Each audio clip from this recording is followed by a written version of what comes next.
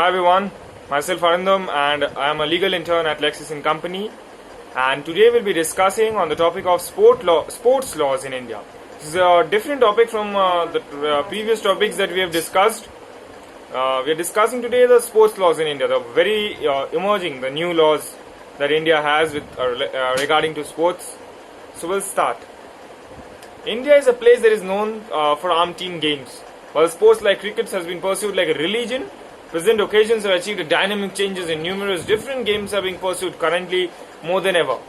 As the type of amusements has developed significantly, and India has turned into an overflowing scene from holding numerous national and international sporting events, amid its times that rules and regulations are additionally, set up, the UN has officially acknowledged sports as a method for advancing health, education, development, and therefore there is a need to streamline the field of sports with a reasonable law framework. However, India has been seeing litigations on issues of broadcasting rights and arbitrary actions of sport authorities. The Indian judiciary's contribution towards developing sports jurisdiction has been very, less. It's not their mistake actually. They are so much piled with cases and suits that this part of sports developing or judiciary's contribution towards developing sports jurisprudence has been less. Adjudication in the field of sports generally involves application of several laws. It has been seen that courts have refrained themselves from adjudicating upon issues involving sports. This situation can be ascribed to the incompetence as sports issues include matters which require technical expertise in the field of games, and the judicial officers in India or in some other countries are not technically equipped for the same. Nevertheless, in the last decade, disputes resolutions in matters relating to sports has certainly seen imperative advancement across the globe. The international sport bodies are commonly independent bodies having their very own adjudicatory organs for settling sports related debates and always express their hesitance to submit to any jurisdiction.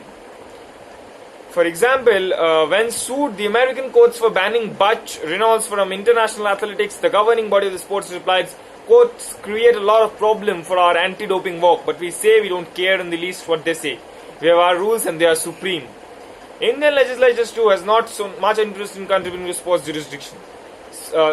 Sports law in India, in contrast to USA, France, China or Canada, is still underdeveloped despite the presence of numerous sport authorities. Approach of the Indian judiciary. The judgment of the Honorable Supreme Court in Zee Telefilms aforementioned is referred as the Magna Carta of Indian sports laws. The issue in question is in the case was BCCI's arbitrary termination of broadcasting rights agreement. Zee Telefilms, being the aggrieved party, filed a writ petition in the Supreme Court under Article 32 of the Constitution. However, a writ under Article 32 can only be filed against authorities that come within the meaning of the state under Article 12 of the Constitution. The court, in its major judgment, ruled the BCCI did not constitute state within the meaning of Article 12 of the Constitution. Although the court, in its majority judgment, ruled that BCCI did not constitute state, although in his minority opinion, Justice Sinha opined that BCCI is a state. Over the span of his judgment, he featured the significance of sports in India with explicit reference to cricket. His minority opinion discussed that importance of the role played by the sports authorities in various jurisdictions. The example is United States of America, Australia, United Kingdom, Scotland and New Zealand. This is presumably the only ruling in India which has talked about the significance of games in such expounded detail. Aside from the Zee Telefilm case, there are different decisions as well which have directly or indirectly contributed to the jurisprudence of sports law in India. In 1991, the Supreme Court in the case of K. Murugan versus Fencing Association of India, Jabalpur, discussed the importance of sports in India. The issue under consideration was regarding election of members to the Executive Council of the Indian Olympic Association. The Supreme Court, while expressing its hesitance to adjudicate upon the issue, commented, "This does not appear to us to be a matter where individual rights in terms of the rules and regulations of the society should engage our attention. Sports in modern times have been considered to be a matter of great importance to the community. International sports has assumed greater importance.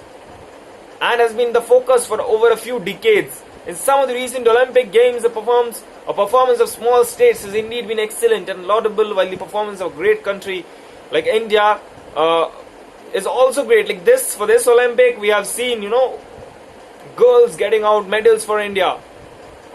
So India is also, coming up as one of the Olympic winning countries, Olympic medal winning countries. So I guess these sports laws in India would be like very much into force and will take place with a greater effect as the other laws in the country do. So with this belief, I end today's video. Please do subscribe to Lex Plays for such interesting videos.